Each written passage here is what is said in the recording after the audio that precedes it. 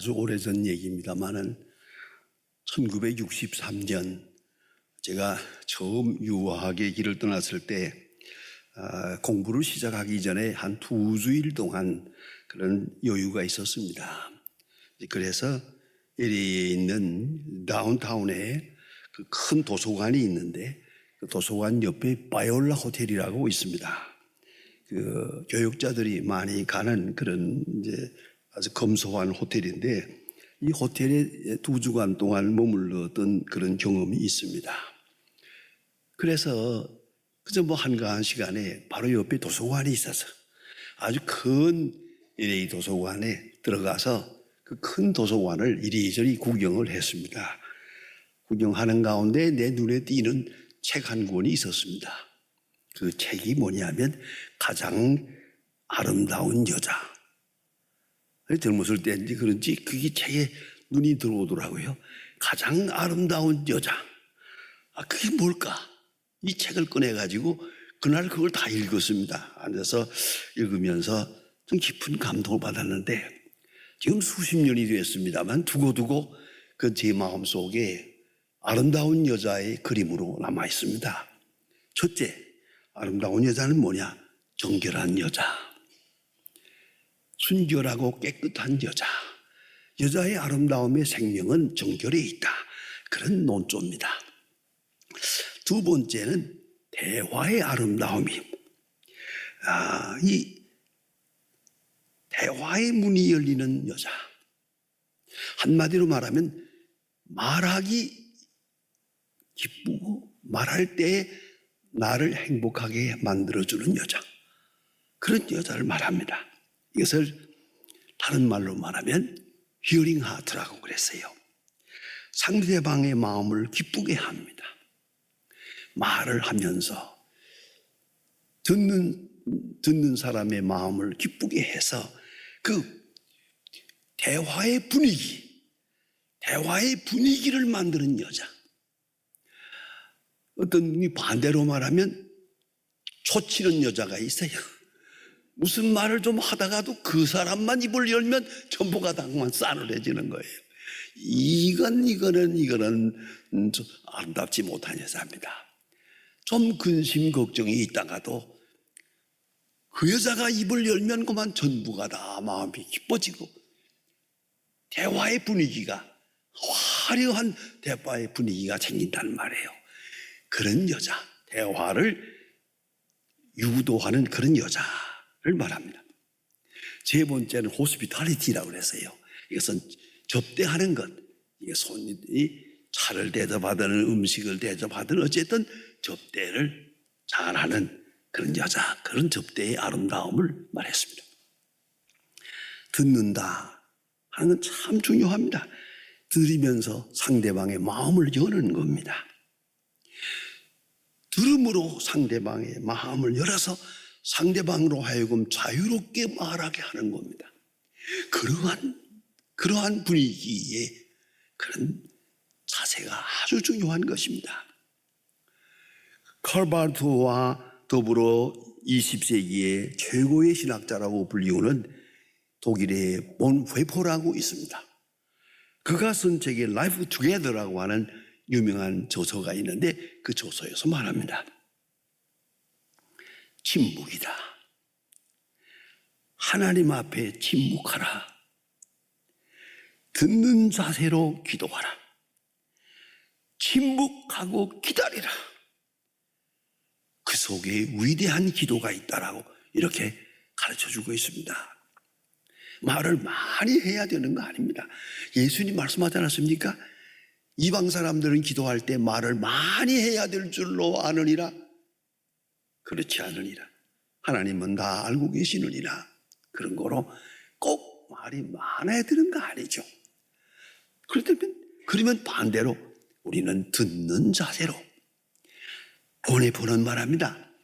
기도할 때도 듣는 자세로 들으면서 기도하라. 항상 기다리는 마음과 듣는 마음이 깨끗해야 한다. 그것이 기도의 살아있는 기도의 응답을 받는 길이라고 말합니다. 사실이 그렇습니다. 내 말이 많으면 듣지 못합니다. 들으려면 침묵해야 합니다. 여러분, 이런 생각 해보셨습니까? 혹 부부싸움을 해보셨어요? 그 부부싸움의 원인이 뭐냐 하고 물어보십시오. 딱 한마디예요. 듣지 않는 거예요. 듣지는 않고 내 말만 하겠다는 거예요. 상대방이 말을 시작해도 그만하라고 이제 내 말 할 것 같아요. 이렇게 하다 보면 상대방의 말을 멈추고 내가 말할 때 그 말을 듣는 사람이 있나요? 안 들을 줄 알면서 왜 말해요? 이거는 불화의 원인이에요. 자, 역시 아름다움은 여기에 있습니다. 듣는 마음입니다. 여러분, 말씀하세요. 제가 듣겠나이다. 말하세요. 제가 듣겠습니다. 라고 해본 일이 있습니까? 상대방의 마음을 열고 말하게 하는 그런 분위기를 만들어 본 일이 있습니까? 이것이 화평의 근본이라는 것이죠. 그래서 말입니다. 말이 많으면 들을 수가 없고 내 말에 집착하면 하나님의 말씀도 들리지 않습니다. 번민과 초조와 불안에 떨고 있노라면 기도가 통하지 않습니다. 아니, 기도가 되지 않습니다. 그건 푸념이지. 기도는 듣는 데서부터 시작하는 겁니다. 로마서 10장 14절에 유명한 말씀이 있지 않습니까? 저희가 믿지 아니한 자를 어찌 부르리요? 듣지 못한 이를 어찌 믿으리요? 전파하는 이가 없이 어찌 들으리요? 보내심을 받지 아니하였으면 어찌 전파하리요? 믿음은 들음에서 난다. 들음으로 난다. 듣는 데서 오는 것이다. 복음을 들음에서 거기서 이루어집니다. 그런 거로 듣는 자세, 그 자체가 곧 믿음이란 말입니다. 그래 오늘 성경 말씀에도 보니 전에 들어갈 때에 발을 삼갈지어다 조용히 가까이 하여 말씀을 듣는다. 그게 무슨 말입니까? 이 자세가 곧 듣는 자세거든요. 가까이 하여 말씀을 듣는 그 마음 너무너무 귀한 것이에요. 사무엘상 15장 22절에 보면 그런 유명한 말이 있지 않습니까? 어느 날 사울 왕이 전쟁을 나갔다가 큰 승리를 얻었습니다만은 이제 사무엘이 사울을 만났을 때 사울이 불경건한 일을 행한 것을 보고 책망을 합니다. 그때 그는 나름대로 하나님 앞에 제사를 드리려고 제물을 준비했다고 쓸데없는 변명을 합니다.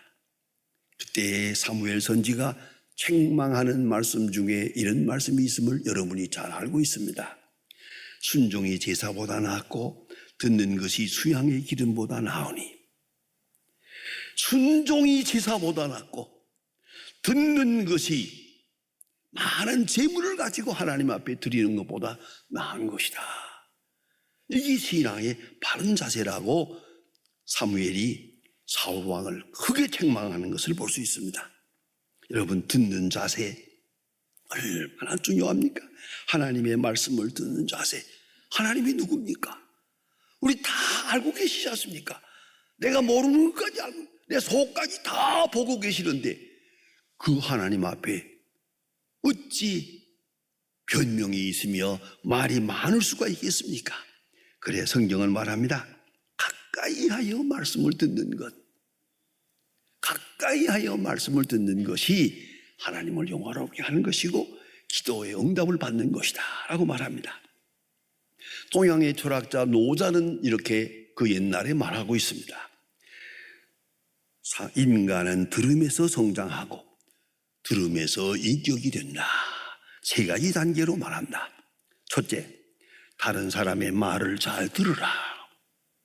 일단 다른 사람의 말을 잘 귀담아 듣는 그런 자세가 중요하다. 두 번째, 자기가 자기 말을 들으라. 자기 양심의 소리, 자기 이성의 소리를 조용히 자기 소리를 자기가 들을 수 있어야 한다. 세 번째는 초월한 저편에서 말씀하시는 신의 소리를, 하나님의 소리를 들을 수 있어야 한다. 이런 세 가지 단계로 우리 듣는 마음이 되어야 된다. 그 말입니다. 그래서 가까이 하여 말씀을 듣는다. 이거 뭡니까? 그 행동 자체가 좀 더 자세히 듣기 위하여 가까이 가는 거거든요. 근데 죄송하지만 우리는 반대로 되는 것 같아요. 멀리 가면서 들어요. 멀리 가면서 소리 질러요. 그건 아니에요. 가까이 가면 소리가 작아지죠. 그럴 필요가 없죠. 가까이 가면 작은 소리로 읊조리며 하나님 앞에 기도하는 것이죠. 이 가까이 간다는 말은 기쁜 마음과 감사를 말하는 것이고 은총에 대한 응답이거든요. 멀리 가는 마음은 하나님으로부터 도피하는 마음이고 가까이 가는 마음은 하나님의 은총에 대해서 만족한 감사를 가지고 기도합니다. 그래서 우리가 늘 말씀드린 바와 같이 어떤 기도든 간에 아무리 급해도 감사가 먼저입니다. 감사 기도부터 하고 기도해야 됩니다. 언젠가 한번 제가 소망교회에 있을 때 우리 장로님이 기도했는데 보니까 기도를 좀 길게 했어요. 그날 좀 지루하게 길게 했는데 놀라운 것은 첫 번서부터 감사라는 말이 한마디도 없어요. 그래 그 장로님 불러놓고 다음번부터 기도 안 시키겠다고 그랬어요. 당신의 기도에는 감사가 없어. 은혜가 없어. 은총이 없어. 뭐 이렇게 답답한 게 많고 소원이 많아. 하나님 다 알고 계시는데 제가 크게 한번 책망한 일이 있습니다. 여러분 잊지 마세요. 기쁜 마음과 감사. 그래서 감사가 먼저요. 언제든지 감사가 먼저요. 그걸 잊지 말아야 합니다. 제가 인천서 목회할 때에 이승필 전도사라는 전도사님이 계셨는데 그분에게 아들이 셋이 있는데 그 아들 중에 하나 특별한 아들이 있어요. 큰 아들, 작은 아들은 다 언제나 다 어머니 돈 주세요, 용돈 주세요, 뭐 필요합니다, 뭐 주세요, 뭐 주세요 이러는데요. 그 두 번째 아들은 특별해요. 달라고 하지 않아요. 막 어려운 살림에 늘 주셔서 감사합니다. 그저 어려운 살림에 용돈 주시느라고 얼마나 고생을 하십니까? 이러고 시작을 해요. 그러면 어머니가 야 이놈아 귀찮다 가지고 가라 해준단 말이에요. 여러분 감사하면 하나님이 눈치가 빨라서요 빨리 주신다니까요. 근데 이걸 그냥 안 준다고 억지를 쓰는 거야. 그냥 뭐 나는 생전 내 기도를 왜 안 들어주십니까? 어떤 분은 그런 말까지 해요. 한 번도 응답받은 일이 없대요. 응답받지 않았으면 어떻게 살았나? 이게 무슨 마음입니까? 이런 마음으로 무슨 기도를 하겠습니까? 기도의 자세가 중요합니다. 뿐만 아니라 기도의 대상이 하나님이십니다. 의 대화의 대상이 하나님이십니다. 그런 거로 존경하는 마음, 특별히 믿음으로 기도해야 합니다. 무슨 말입니까? 대화의 제1조건이 믿음입니다. 상대방을 믿고 얘기하는 겁니다. 내가 너를 어떻게 믿어? 대화할 필요 없습니다. 내가 내 말을 어떻게 믿어? 그럼 끝난 거 아닙니까? 나는 너를 믿어. 지난날에 네가 잘못했지만 오늘은 내가 내 말을 믿는다. 그때 대화가 되는 거 아니겠습니까? 믿음 없이는 어떤 대화도 이루어지지 않습니다. 끝까지 믿는 겁니다. 어머니가 좋은 게 뭡니까? 어머니는 믿는 거예요. 번번이 속으면서도 믿어. 나는 너를 믿어. 그 한마디가 얼마나 소중합니까? 그 믿음을 가지고 하나님 앞에 기도해야 되고 뿐만 아니라 순종하는 마음으로 기도해야 돼요. 거역하는 마음이 아니에요. 반항하는 마음이 아니에요. 순종하는 마음으로 말씀하세요. 내가 순종하겠습니다. 순종을 먼저 하고 순종하는 마음을 바치고 그리고 대화하는 거예요. 그 기도하는 것이죠. 그래서 여러분이 너무나 잘 아는 말씀이 있지 않습니까? 조용하여 내가 하나님 됨을 알라. 홍해가에서 모두가 다 절망했다고 소리를 지르는 이스라엘 백성을 향하여 주시는 하나님의 말씀입니다. 조용하여 내가 하나님 됨을 알지어다. Be still know that I am God. 유명한 말입니다. 우리 마음을 조용하게 해야 할 것입니다. 가라앉히고 겸손하고 마음을 비우고 순종하는 마음으로 기도해야 할 것입니다. 저는 구약 성경을 볼 때마다 참 모범적인 그런 본문이 하나 있습니다. 그것이 바로 솔로몬이 하나님 앞에 기도하는 겁니다. 솔로몬이 21살의 왕이 됩니다. 이 철없는 사람이 이 큰 나라를 맡았는데 얼마나 걱정입니까? 주변에 원수도 많고 형제관계도 복잡하고 여러 가지로 불안합니다. 21살의 왕이 되어가지고 답답해서 하나님 앞에 나가서 1000번제를 드리고 기도했더랍니다. 하나님께서 밤에 나타나셨습니다. 솔로몬아, 너는 내게 구하라. 내가 내게 무엇을 줄까? 얼마나 귀중한 시간입니까? 솔로몬아, 너는 내게 구하라. 내가 내게 무엇을 줄까? 그럴 때 이거 절호의 기회가 아닙니까? 이것 주세요, 저것 주세요, 저것 주세요 할 수 있는데 솔로몬은 다 말고 한 가지만 구합니다. 아주 고상한 기도입니다. 내게 지혜로운 마음을 주시옵소서. 저는 이것을 히브리어로 공부할 때 아주 참 특별히 깨달았어요. 레브 쉐미스예요. 히브리 말 그대로 레브 쉐미스. 레브란 말은 마음이란 말이고 쉐미스 듣는다는 뜻이에요. 그래서 옛날 번역에는 hearing heart, 듣는 마음이라고 번역을 했어요. 그게 본 뜻이에요.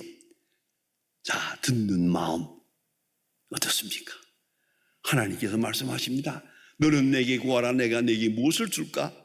솔로몬은 기도합니다. 아니요, 듣는 마음을 주시옵소서. 하나님이 얼마나 기뻐하시겠어요? 부귀영화도 아니고 원수의 성도 아니고 듣는 마음을 주세요. 다시 한마디로 말하면 겸손한 마음을 주세요. 들을 수 있는 마음을 주세요.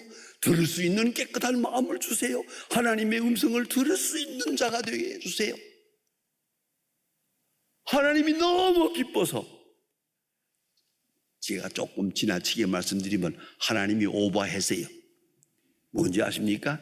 전무후무하게 주었어요. 난 전무는 마음에 들어, 후무가 마음에 안 들어요. 어떻게 솔로몬에게만 다 줍니까? 전무후무하게 솔로몬에게 지혜를 주었다. 여러분, 솔로몬의 기도가 뭡니까? 다시 한번 우리 쉬운 말로 풀어보세요. 하나님 말씀합니다. 너는 내게 구하라. 내가 내게 무엇을 줄까? 하나님의 음성을 듣는 마음을 주세요. 기도 응답을 듣는 마음을 주세요. 하나님 크게 기뻐하십니다.